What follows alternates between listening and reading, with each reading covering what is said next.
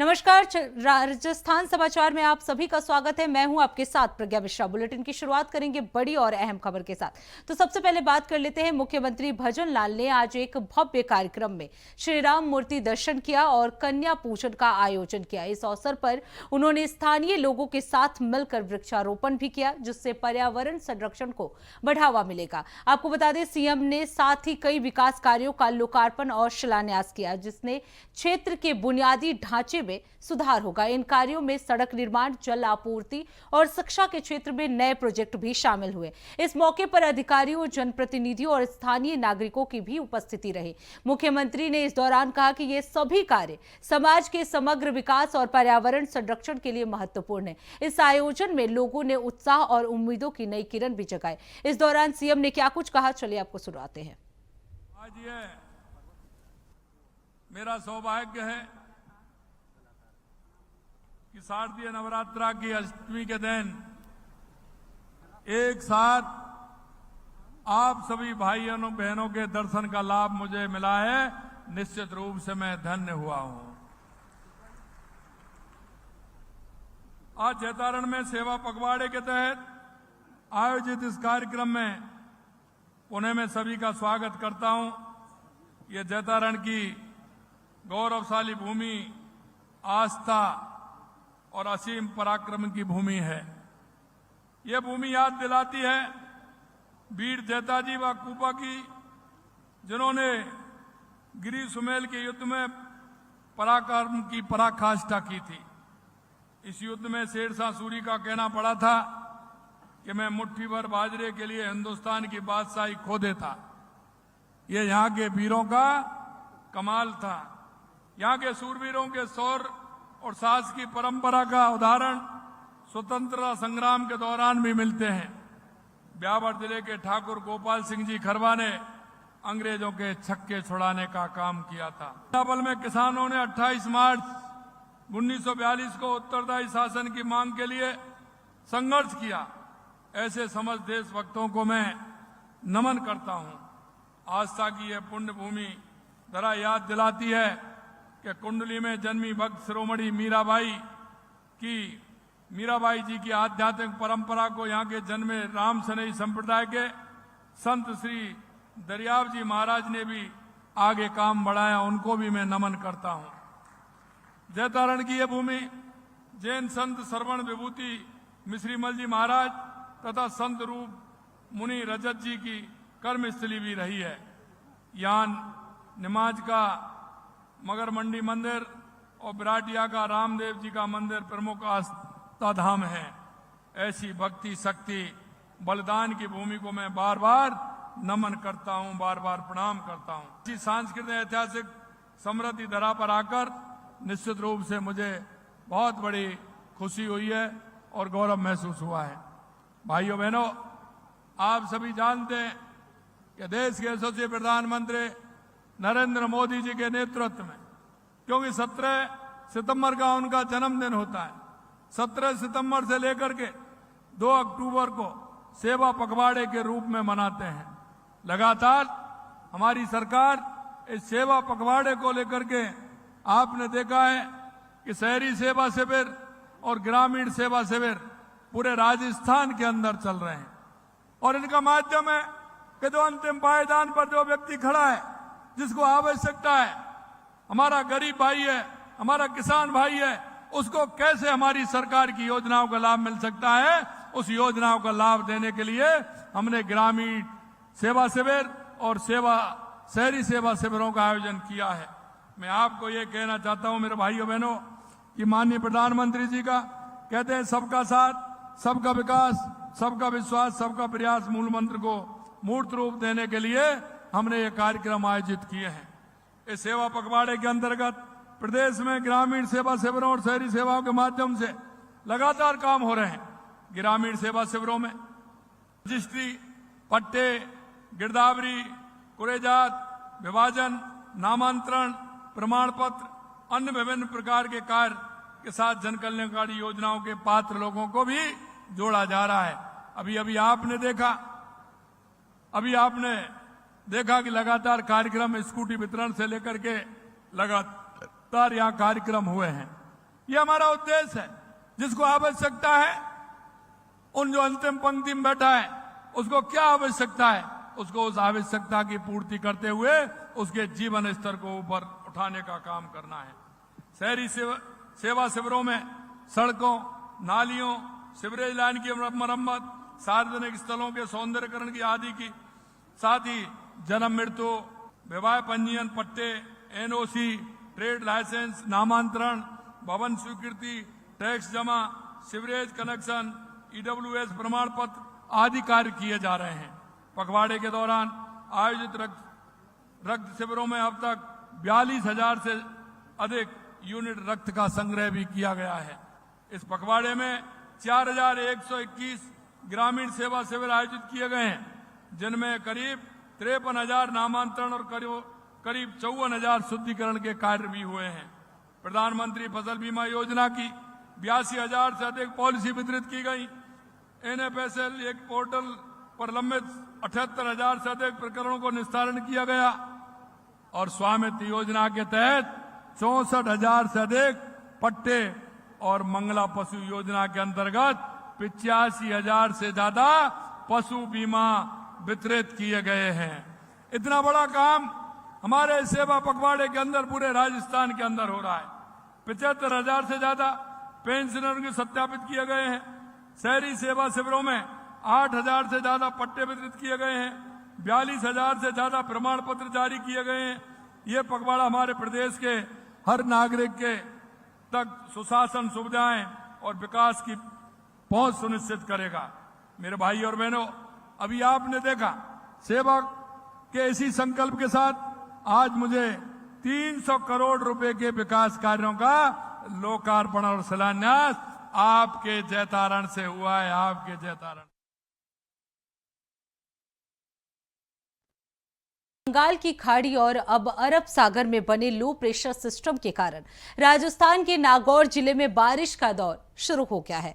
आपको बता दें, नागौर में पहले 40 डिग्री सेल्सियस तक तापमान पहुंचा था, लेकिन हल्की रिमझिम बारिश और ठंडी हवाओं ने मौसम को सुहाना बना दिया है। बारिश के बाद तापमान में गिरावट दर्ज की गई है, जिससे लोगों को गर्मी से राहत मिली है। नागौर के आसमान पर बादल छाए हुए हैं और बूंदाबांदी का दौर लगातार जारी है। मौसम विभाग ने बारिश को लेकर ऑरेंज और येलो अलर्ट भी जारी कर दिया है। तेज बारिश की उम्मीद जताई जा रही है, जिससे किसानों की परेशानी जो है वो बढ़ सकती है। इसके साथ ही आपको बता दें, आसपास के क्षेत्रों में भी बादलों का आवागमन जारी है। बारिश ने दिन की तेज धूप को कुछ हद तक कम कर दिया है और मौसम खुशनुमा हो गया है। मौसम विभाग के भविष्यवाणी के मुताबिक अगले कुछ दिनों तक बारिश का सिलसिला जारी रहने की संभावना है। नौगर वासियों को इस बारिश से गर्मी की तेज मार से थोड़ी राहत मिली है।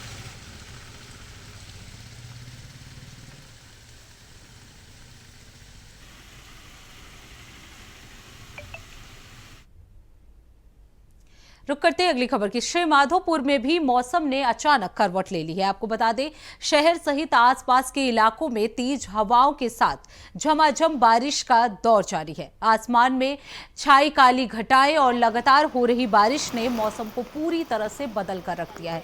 गर्मी और उमस से परेशान आम लोगों को अब राहत मिल रही है, क्योंकि तापमान में भी नोटिसेबल गिरावट दर्ज की गई है। 2 दिनों से इलाके में तेज गर्मी और चिपचिपी उमस का असर बना हुआ था, लेकिन अब मौसम के इस बदलाव से लोगों के चेहरे पे थोड़ा मुस्कान आ गया है।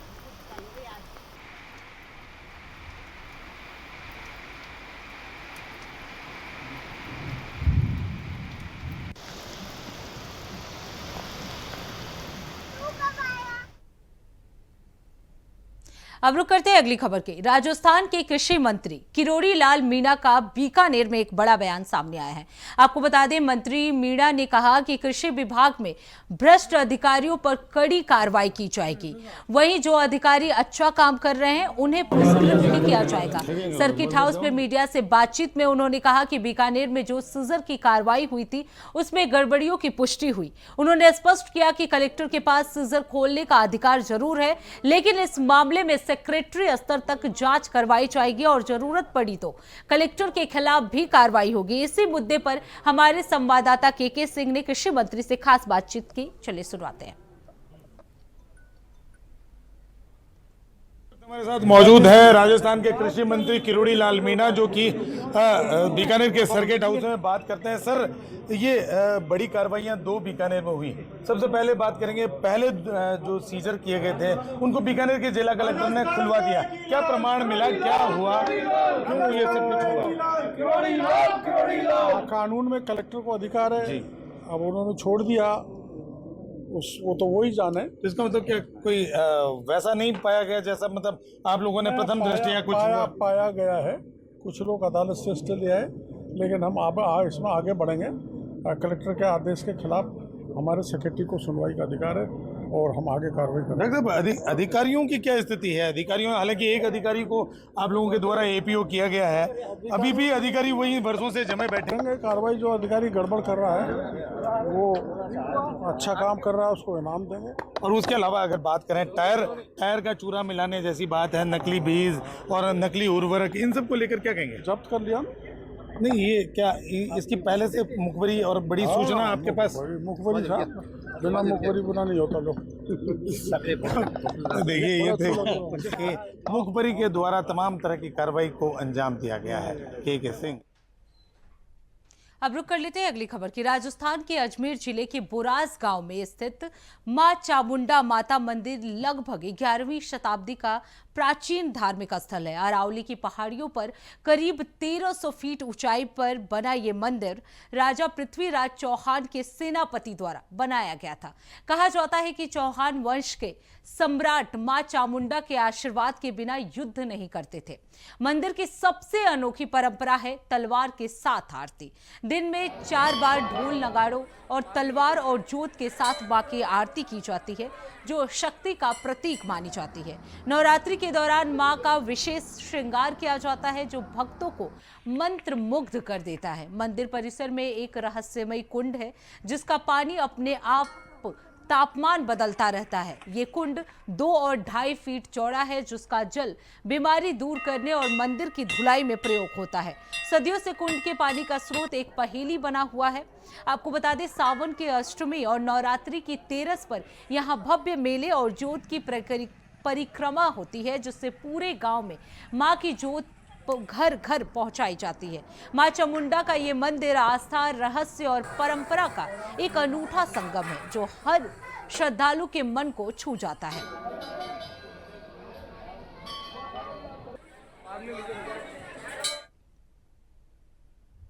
अब रुक कर लेते हैं अगली खबर की। नागौर जिले की कोतवाली थाना पुलिस ने हनी ट्रैप गैंग का खुलासा करते हुए एक युवती समेत 2 युवकों को इस मामले में गिरफ्तार कर लिया है। आपको बता दें, एसपी मृदुल कछवाहा के निर्देश पर कोतवाली पुलिस ने तीनों आरोपियों को दबोचा। थाना अधिकारी वेदपाल शिवरान ने बताया कि आरोप है कि युवती आरती शर्मा उर्फ पूजा ने ताउसर के युवक विनोद सांखला को बहला फुसलाकर घर बुलाया और नशीला पदार्थ पिला दिया, जिसके बाद उनकी अश्लील वीडियो बनाई गई। अश्लील वीडियो का वायरल करने की भी धमकी देकर युवती ने महेंद्र और हरेंद्र के साथ मिलकर विनोद से ब्लैकमेलिंग शुरू कर दी। आरोपियों ने 50 लाख रुपए की मांग की थी, जबकि अब तक 4 लाख रुपए जो है वो वसूले जा चुके हैं। विनोद सांखला ने कोतवाली में लिखित शिकायत दर्ज कराई, जिसके बाद पुलिस ने महेंद्र, हरेंद्र और आरती को गिरफ्तार कर लिया है। पुलिस ने संबंधित धाराओं के तहत मामला दर्ज कर आरोपियों से पूछताछ शुरू कर दी है। जांच जारी है और आगे की कार्रवाई भी लगातार की जा रही है।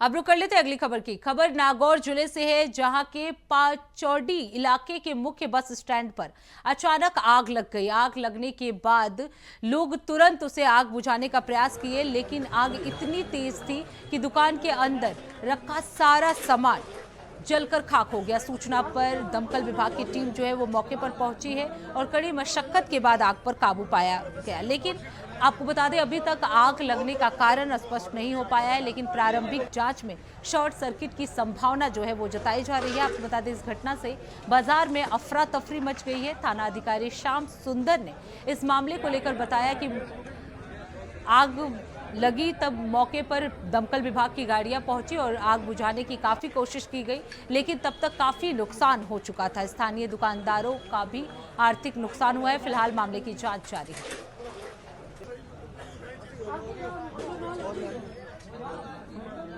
ग्राम पंचायत बपाव कला की चारागाह भूमि में करीबन 60-70 बीघा जमीन के अंग्रेजी बम्बूल, देसी बम्बूल, केजड़ा के पेड़, नीम के पेड़ काट कर ट्रकों में भर के ले जा रहे हैं, जिसमें जेसीबी या 3-4 जेसीबी और मजदूर लगे हुए हैं। मौके पे जाकर पंचायत सेक्रेटरी और स्टाफ ने हमने वहाँ पे उनको रुकवाया, परंतु और तहसीलदार जी को, एडीएम साहब को, बीडीओ साहब को थाने में सूचना दी, परंतु 3 घंटे तक कोई भी अधिकारी वहाँ नहीं पहुँचा और वो उनको साधनों को लेकर वहाँ से भाग गए। मेरा ये अनुरोध है, जो भी पेड़ अवैध काटे गए हैं उनकी जांच होना चाहिए और दोषी के खिलाफ कार्रवाई होना चाहिए। जो होता था उस तरीके से रात के 3 बजे बिल्कुल तानाशाह तरीके से जाके घरों में सो रहे लोगों की बिजली काट के जेसीबी के पीले पंजे चला दिए। व्यक्ति पूरे जीवन की कमाई इकट्ठी करके अपना घर बनाता है, गरीब लोग हैं उनको रोड पे ला दिया। ये देखो आप इनके आंसू रो रहे हैं। कोई झाड़ू पोछे करता है, कोई मेहनत करता है, अपने सोने की चीजें गिरवे रख के अपने मकानों को, अपना आशियाना एक उसको बनाते हैं, उसको तोड़ के दरा की चंदा रोड पे पड़ी हुई है। इनको न्याय दिलाने के लिए आज हम एसडीएम। अब रुक कर लेते हैं अगली खबर की। खबर डीग से है, जहां डांडिया महोत्सव का भव्य आयोजन खंडेलवाल धर्मशाला भवन में किया गया, जो दोपहर 3 बजे से रात 9 बजे तक चला। आपको बता दें, इस कार्यक्रम का नेतृत्व मंडल की अध्यक्ष श्रीमती मिथिलेश गुप्ता और महामंत्री सुशीला तमोलिया ने किया।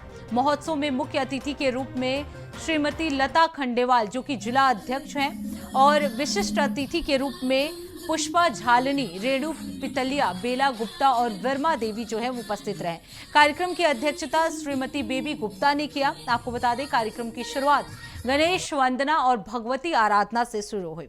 दांडिया रास के साथ साथ मनोरंजक प्रतियोगिताएं भी इस दौरान आयोजित की गई, जिसमें 15 लकी ड्रॉ, बेस्ट डांडिया जोड़ी और बेस्ट ड्रेस श्रेणियों में पुरस्कार वितरित किए गए। कार्यक्रम में खंडेवाल और वैश्य समाज के अध्यक्ष श्री संजय गांधी और महामंत्री दिनेश नाहौरी भी विशेष रूप से उपस्थित रहे। आपको बता दें, कार्यक्रम के अंत में मिथिलेश गुप्ता ने भामाशाह और अंजू सेठ कई अतिथियों का भी आभार जताया।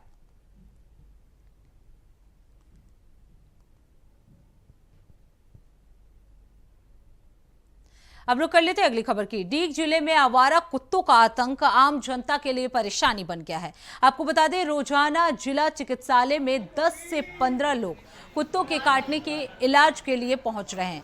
इसके बावजूद सरकार का पशु जन्म नियंत्रण यानी एबीसी कार्यक्रम नसबंदी और टीकाकरण के जरिए कुत्तों की संख्या नियंत्रण में रखने का प्रयास कर रहे हैं, लेकिन आवारा कुत्तों की बढ़ती संख्या से स्थानीय लोगों का जीवन प्रभावित हो रहा है। आपको बता दें, लोग घरों से बाहर निकलने में डरते हैं और निजी कामों में दिक्कत महसूस कर रहे हैं। चिकित्सक डॉक्टर शोभित सिंघल का कहना है, कुत्तों के काटने से होने वाले घावों का समय पर इलाज जरूरी है ताकि कोई गंभीर बीमारी ना हो। प्रशासन मांग कर रही है कि आवारा कुत्तों के खिलाफ सख्त से सख्त कदम उठाया जाए।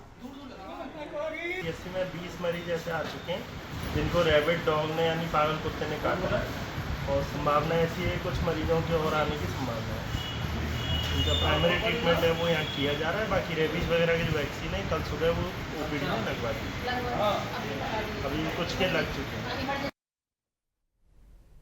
अब रुक कर लेते हैं अगली खबर की। राजस्थान के कोटा जिले की बापवर गांव पंचायत से एक गंभीर मामला सामने आया है। आपको बता दें, यहां की चारागाह भूमि पर बबूल के पेड़ों की अवैध कटाई धड़ल्ले से की जा रही है।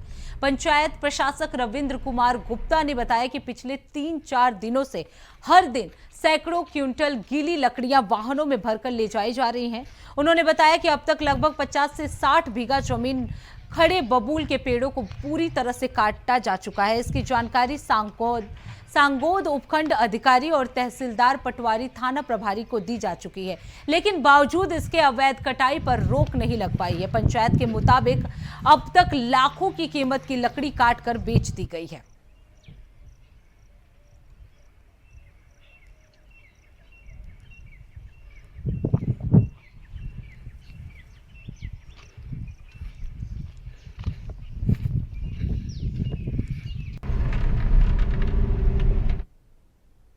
तो फिलहाल राजस्थान समाचार में बस इतना ही। देश दुनिया की तमाम बड़ी खबरों के लिए देखते रहिए इंडिया वॉइस। तब तक के लिए नमस्कार।